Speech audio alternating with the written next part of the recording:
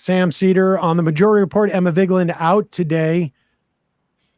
Want to welcome back to the program Meron Rapaport. He's an award-winning Israeli journalist and editor of the Local Call, contributor to 972 magazine.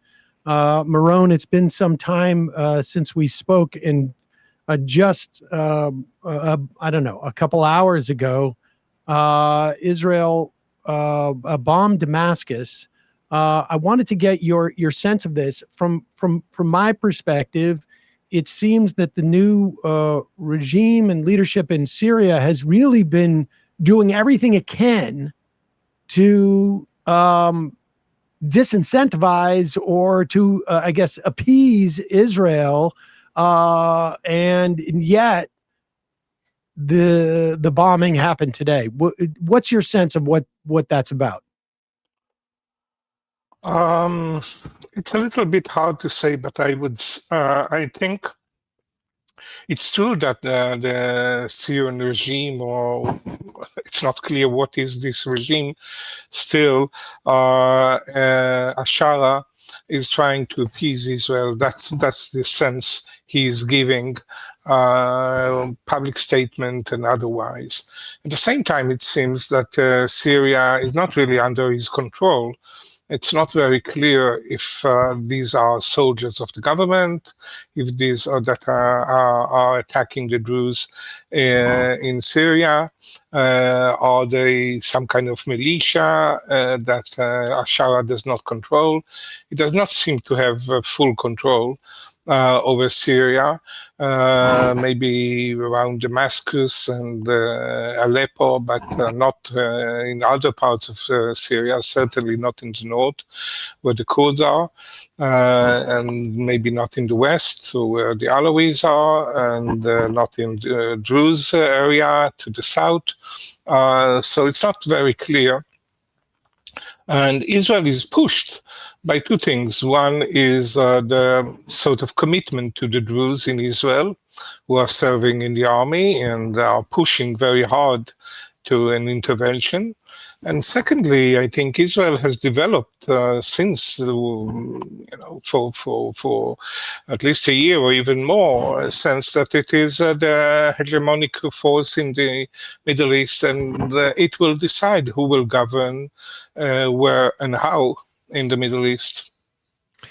How much, I mean, my sense is that over the course of the past year plus, we have seen Israel wage a campaign against Hezbollah, obviously Hamas, but also obviously the people in Gaza, civilians in Gaza, and the Houthis, and that seemed to be a predicate to attacking Iran by making sure that any potential Iranian proxies or those who might be sympathetic for Iran or an attack on Iran might open up other opportunities for others to attack Israel. Is it your sense that this is in any way a predicate to resuming a bombing of Iran in any way? I'm not sure about Iran, but I think the whole proxy theory is quite not too strong, I think. Yes, Hezbollah was certainly a proxy of Iran, and so were the Assad regime to a certain extent, or to a large extent. Hamas is not. Is not really a proxy of Iran. It did not decide to attack Israel because Iran told it to do so. It's quite clear now. And certainly now the current regime in Syria is anti-Iran, has more or less allowed Israel to attack Iran during the 12 days war. So it is certainly, when it is attacking Damascus, it is not attacking a proxy of Iran. It is attacking a force that does not obey Israel orders. That's more or less, I think, if you look at it in this way, then you can understand it better. All right, let's turn to Gaza. It's unclear to me what the status of any type of ceasefire talks are. Other than to say broadly, it does not feel like the Israeli government has any interest at the end of the day of any type of ceasefire that goes beyond its own sort of, I guess, its own timetable. There's increasing talk of attempting to ghettoize, I guess, to shrink the size of the ghetto that Palestinians are in. And just yesterday, the power and electricity was cut off to UNRWA, trying to provide at least some aid. We had, I think, 28 aid seekers killed yesterday. Is there, I'm curious from your perspective, the appetite for the Israeli population, is there any forces? It's certainly not coming from the United States, as far as I can tell, but are there any influences that may change the direction of what Israel is doing in Gaza? We are in a very strange situation at the moment. According to the polls, there was a recent poll, I think on Friday, on Channel 12, the biggest, the most popular one, and the most credible one, at least in the Israeli public's eye, saying that 82% of Israelis want a ceasefire, want an end to the war in return to releasing the hostages, and only 12% want the war to go on. This is huge. I cannot think of any so-called democratic state in modern history where we have seen such numbers. I'm not that familiar with the Vietnam War, but I'm sure that in no stage it was 82 against 12. This is, I think, unprecedented in any democratic country. And you ask yourself, how can a government can continue a war where the huge majority of its population, of its citizens, are against it? And then you reach the conclusion that this is really, Israel is governed today by a very small group of very extreme right wings that are in government and are not going to give up. And all the demonstration that were held in the last 2 years did not achieve anything, no matter how big they were. I think in a paradoxal way, I think the only, and Trump, who came in with great promises that he will stop the war in a week or no time at all, is the, you know, he is proving himself if there was one thing he does not know, is the art of the deal. He does not know how to make a deal, not in Ukraine and not in Israel Palestine. So there's no real pressure from Trump.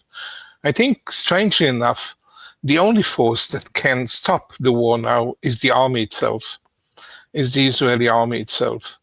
There are signs that, first of all, the army is the soldiers are very, very fed up, tired.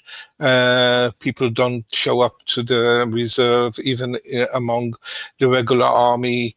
People are not willing to come in, and there's a lot of you know, I see it from the amount of soldiers that are talking to the press, what we didn't see in the beginning, that nobody spoke to the press. Now it's a wave of soldiers talking about what they do in Gaza and how they oppose it and so forth. But above it, I think, the army itself, even the chief of staff, is hinting that that it has more or less fulfilled its task in Gaza. It cannot go further. The talk, it's not a talk.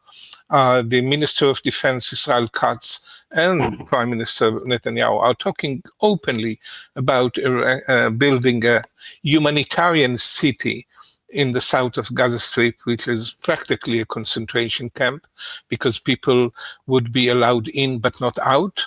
And I think the army itself understand that these are crimes against humanity, and they are quite hesitant to go that far.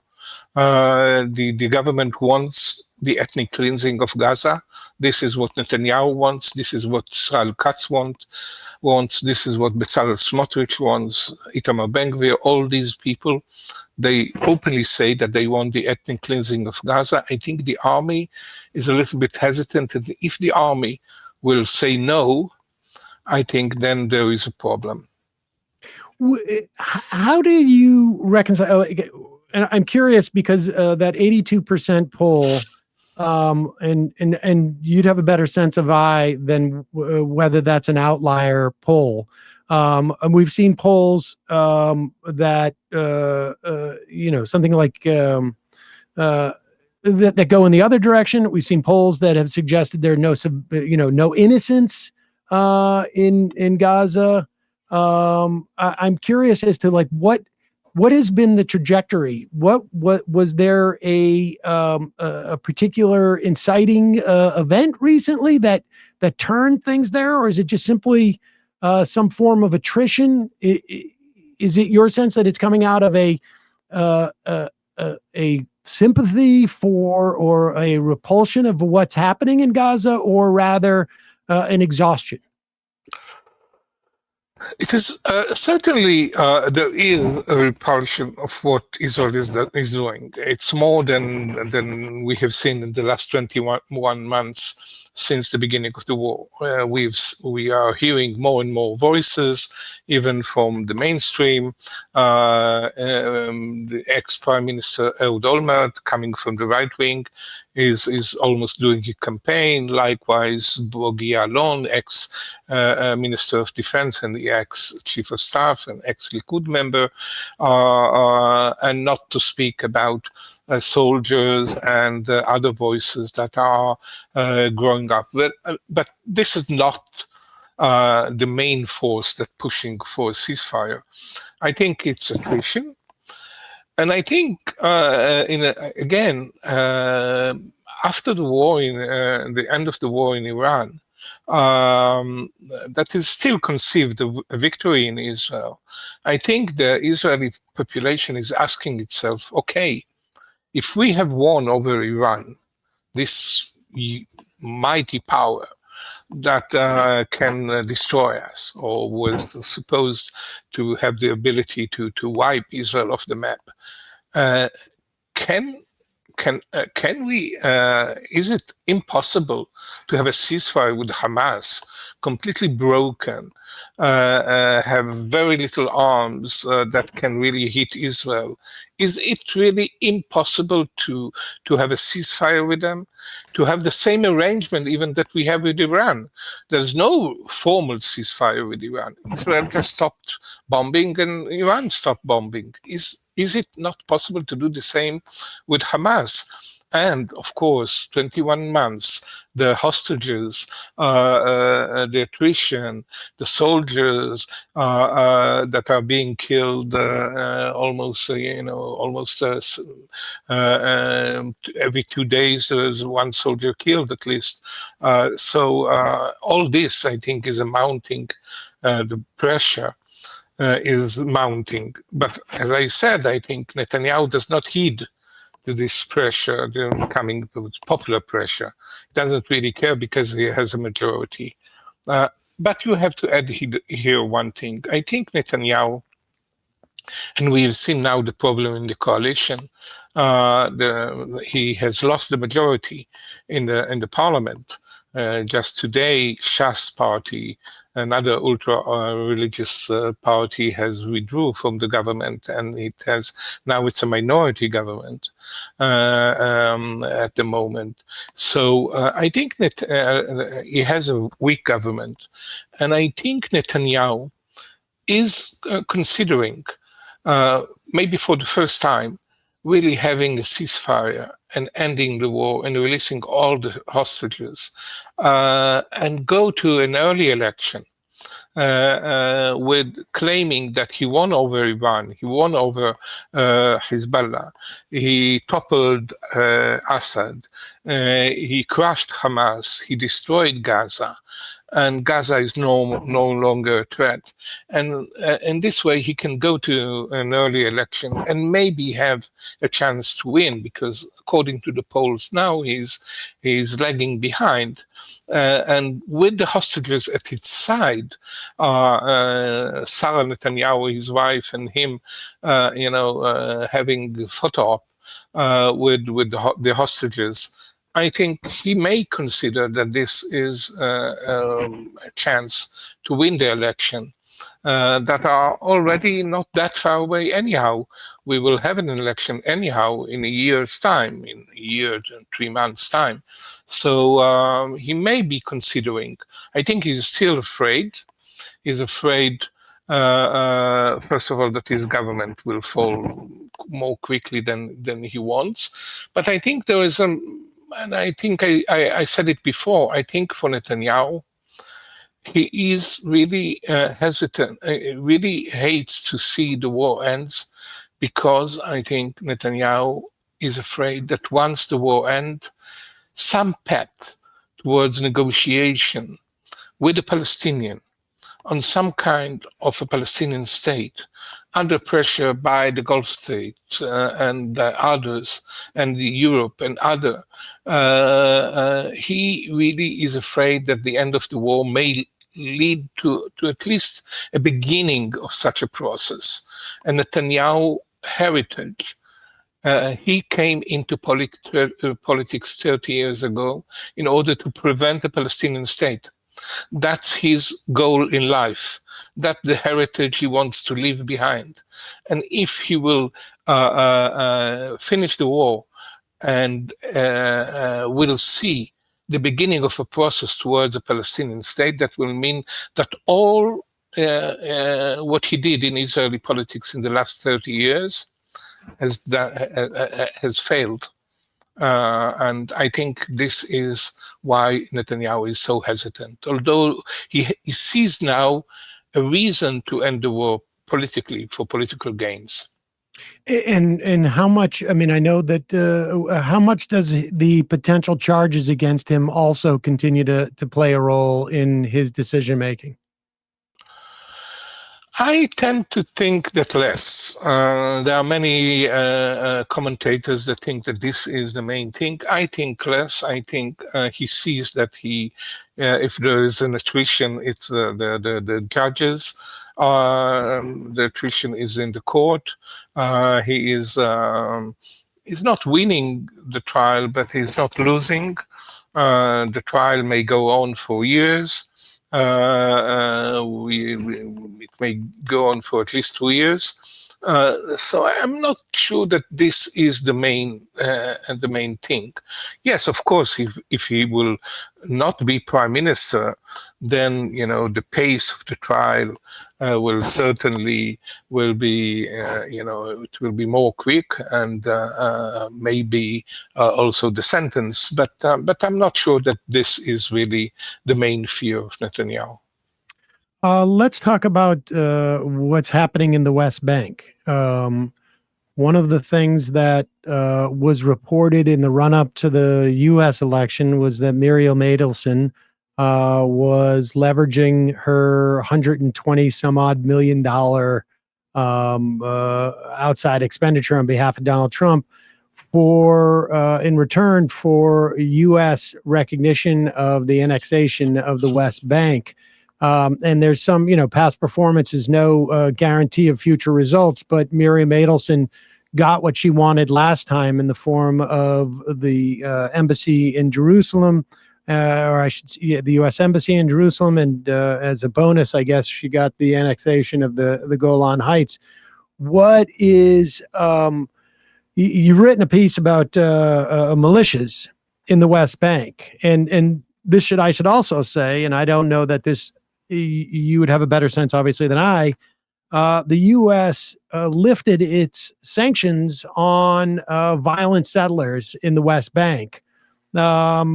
I'm sure that's not the only green light that they were getting at all, but I guess it makes that green more vibrant, perhaps. Tell us what's been going on there, because we've had some discussion over the past couple of weeks here about the plan to begin to sort of create facts on the ground to pave the way for annexation.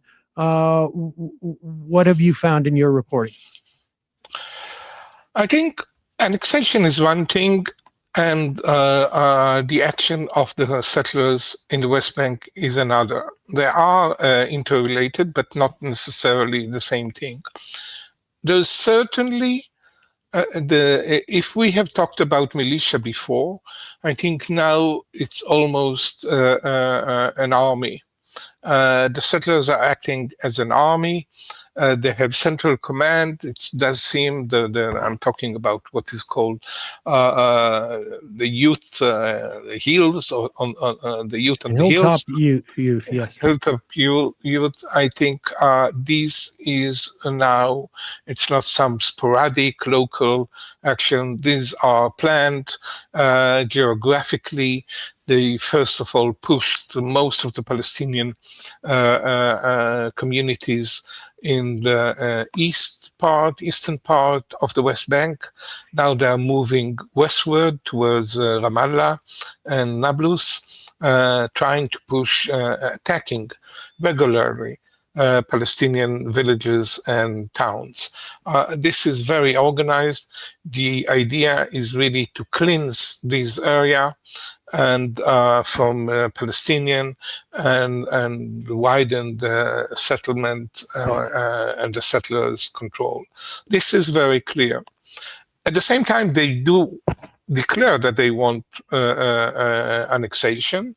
I think what they are more aiming is ethnic cleansing. I think they see what's going on in Gaza. They want to imitate what is being done in Gaza, either in destroying the central, the refugee camps in the West Bank.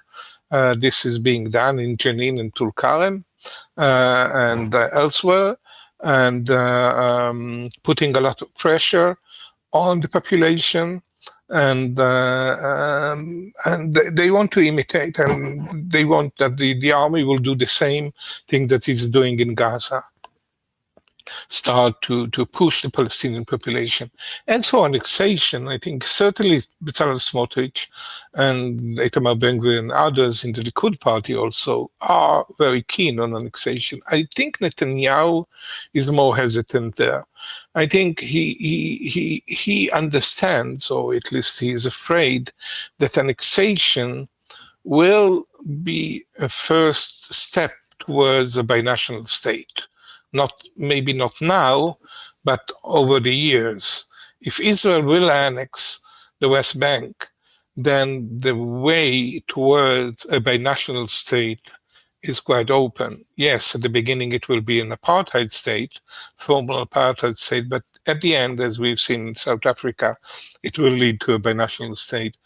And Netanyahu prefers to leave things as they are, that there is some kind of Palestinian authority that is responsible for running the lives of the Palestinian in the West Bank, that he has someone to blame, and that they are not part of Israel as such. That there is some kind of an illusion that this is not a final status. I think Netanyahu prefers it. Smotrich, who is messianic, does not think in these realistic terms. I think that there is an historic opportunity, maybe he's right, to annex. And it's not clear who will have the upper hand. But for the time being, what is being done is using this army this militia army of the settlers. They don't need great numbers because they are aided by the army to really attack systematically the Palestinian now on the eastern part and slowly moving towards the central part of the West Bank. You write too that recently they have begun attacking the Israeli soldiers. What is the sense of your average Israeli citizen as to what is going on there? I mean, I would imagine the attacks on the Israeli soldiers is influencing their perspective on the settlers, but prior to that, distinct of that, because it also seems to me that as the settlers, are doing this ethnic cleansing, they are in their minds paving the way for an easier annexation that would be less likely to end up as a binational state. But where is the Israeli population on what has been going on in the West Bank? Has there been an increase in awareness of what's going on there, or has there been just a determination not to know, or what? The settlers and are not popular. Are even extremely not popular. I think Smotrich, who is the strongman of the government, in the government currently is the strongest person, seems like the strongest person, maybe sometimes stronger than Netanyahu, does not pass the threshold in order to enter the next parliament. He is below the 3.25% needed to enter the parliament. So he's not popular. The settlers are not popular in the Israel, and certainly such attacks on soldiers only affect their popularity even worse, make the popularity even worse. But they are in power. They have a very strong symbiotic relation with the army in the West Bank.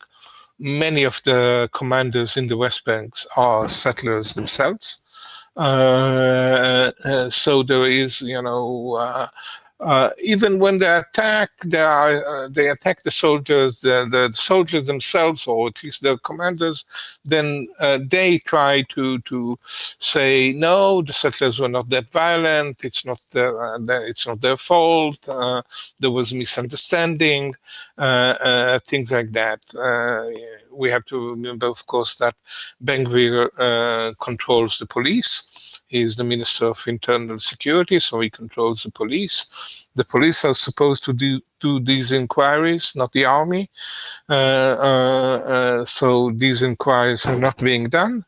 And the Israeli public is aware, to a certain extent, of course, not out of sympathy to the Palestinian, but calling Smotrich and Ben-Gvir messianic became very common in the protest against the government. So they're not popular, but they have the power. They have the army. They have arms, and the Palestinians cannot really resist, because every time they try to resist, the army comes in and kills them. I want to just turn to the piece that you wrote just a couple of days ago about the attempt to oust Ayman Odeh, a member of Hadash, an Israeli Knesset member, an Arab Israeli Knesset member. That effort failed yesterday, but and I have to say that I read your piece. We had it translated into English from Hebrew, so it's some of the nuance may be gone. But your sense is that this is an attempt to change the national character from a nation state into a tribe. Yes. I mean, to some extent, it feels from the outside like that you're already there. But tell us more about that. Yes, I think it's a piece I wrote with Amir Fakhoury, who is himself as a Palestinian citizen of Israel. Yes, I think, to a certain extent, Israel from the beginning is some kind of ethnocratic state where the Jews are the dominant and the Jewish state. So it exists from the early days of Israel. But I think what's happening now, it was not only an attack on Ayman Odeh as a parliamentarian and an attack on the Palestinian minority and trying to dissuade them from going to the polls to vote to win the election. I think what we have wrote in our piece is that there is an attack also on the Palestinian citizens of Israel, also in the civil side, meaning there was an attack on as maybe you don't know, but something like 40% of the personnel in the health services are Palestinian citizens of Israel, something like 40%. Doctors, nurses, and medical staff. So there was an attack on this, trying to prevent them. A member of the Knesset from the Likud attacked them and said that they should not be they should not go to be doctors and things like that. This is really one of the biggest gains, let's say, of the Arab minority in Israel in terms of prestige, that, everyone goes to a hospital and sees Arab doctors, but also in terms of economic success, because the Arab middle class, there is some kind of an Arab middle class in Israel, and it is based to a large extent on doctors, lawyers, etc. So there is an attack on this also. And I think really that the whole notion of how Israel is fighting in Gaza is really fighting as a tribe. It does not represent no more a state. Soldiers are chanting Am Yisrael Chai. The people of Israel is alive. Long live the people of Israel.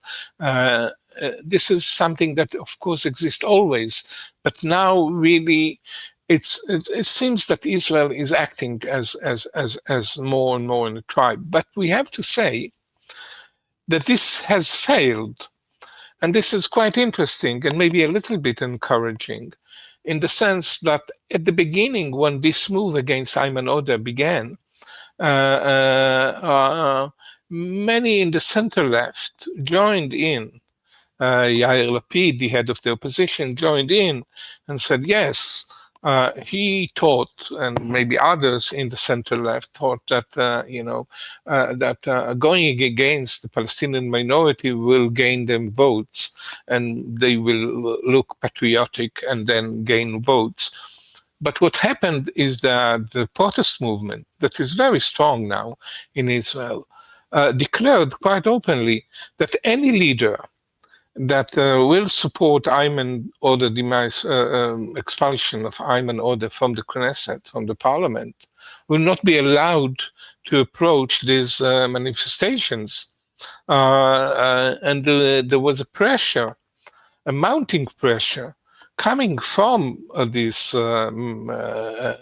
manifestation movement against these leaders, representative of the center left, and they had to withdraw, and they didn't vote against his removal, but they abstained or didn't go to vote. So the 90 votes needed were not obtained. And it's interesting that still within the center left, the people of the center left are more, let's say, progressive than their leaders. I think we have that dynamic to some extent here. But what has turned in that? I mean, we spoke a couple of years ago now about the protests against the attempts to change to make the judiciary less independent. And at that time, I remember your sense that there was a hope, but there you did not see much of that developing. That people protesting against the authoritarianism that those provisions represented might understand that it is the same dynamic that is being basically, I mean, imported. It's not that far of a distance, but imported from the way that Israel has been controlling Palestinians in the West Bank, and this is prior to October 7th, and in Gaza, and that there was a hope that this protest movement would sort of begin to see the similarities and perhaps increase empathy and solidarity. Has that dynamic changed? I mean, because as far as I can tell, you did not feel like it was happening at that time.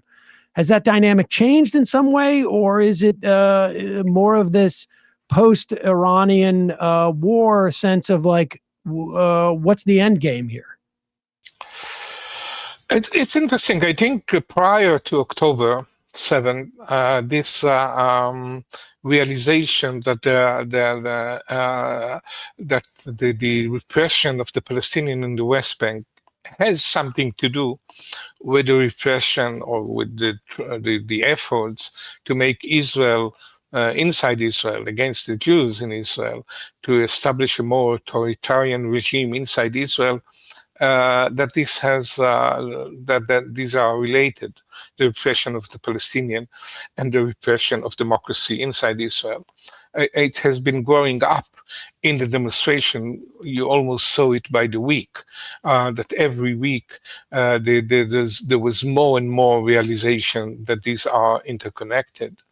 This, of course, collapsed on October 7th, once the war began, and of course, the massacre by Palestinian, made all the issue very far away, and of course, the feeling of revenge and the feeling that all Palestinian wants are the Jews to be exterminated, and this was very strong. Now, I think, yes, it has not come back in this sense, but the attrition and the strong feeling that Netanyahu is continuing the war for political aims, for, yes, maintaining his government, but also maintaining this approach that an everlasting war, that this is almost the Sparta that Netanyahu is talking about openly, about Israel being a modern Sparta. And what we've seen in Syria is part of that, of course. I think this is something that people are quite wary of. It's not only the war in Gaza, they are wary of this eternal war, that there's no future. People talking about emigrating from Israel. I don't know, the numbers maybe are not that huge, but certainly the discourse exists. You hear it everywhere, in every cafe, in every small talk, in the buses, everywhere you can hear people talking about wanting to go away. And what we've seen with Ayman Odeh is interesting in this sense, that the protest movement itself, almost from bottom up, without any political leader telling them, listen, you have to enlist in order to stop this attempt to oust Ayman Odeh. It came from below, from the protesters themselves. I think maybe there's more realization of this interconnectivity than we might imagine, because it has very little space in politics among the political leaders. It has very little space in the mainstream media, but maybe the undercurrents here are stronger than we imagine. Maybe that's my take, I think, from the fact that the move to oust Ayman Odeh failed quite. They needed 90 votes. They had only 73, meaning only more. The coalition has 68 members in parliament, so they have only 73, meaning that they gained only 5 votes from the opposition. It's far below what they expected, the coalition. And maybe it's a positive sign that such an awareness exists more than we may think. Does the Israeli Jewish the Israeli Jewish population are they is there a sense that amongst them that the country is becoming more isolated internationally? Is there a sense that the economy is suffering from what's going on? I'm curious as to like where the average Israeli Jew sees themselves in the world, and how if they see themselves reflected differently than maybe 2 years ago or 5 years ago. The isolation plays, I think, an important part. I think this is one of, when we're talking about the attrition, I think this is also the fact that Israelis feel more and more isolated, that we hear voices concerning, for example, this humanitarian city. We hear even from more mainstream pundits saying, no, this will lead to complete isolation of Israel being regarded completely as a war criminal.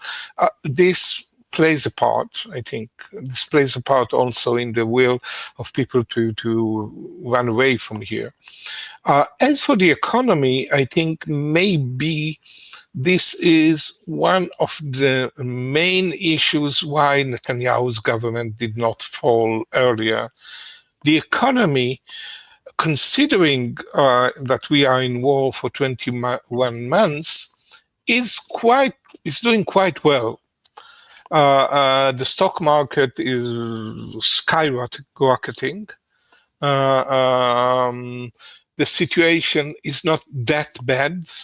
Yes, maybe there are some difficulties, but it's not dramatic. You would have imagined that after such a long war and such huge expenses on military, the situation would be much worse. It is not. The streets of Tel Aviv are quite full. The cafe, the bars, the restaurants are quite full. There's no sense that we are in a crisis. In a sense, strangely enough, people are being paid quite nicely for going to the reserve. People are almost competing on going to the reserve, not to go into Gaza, but doing doing jobs in the rear in the reserve you gain quite a lot of money. So there are almost ads that people are being asked, we have a job opportunity in the reserve. You have it a lot on Facebook, you see it a lot on social media.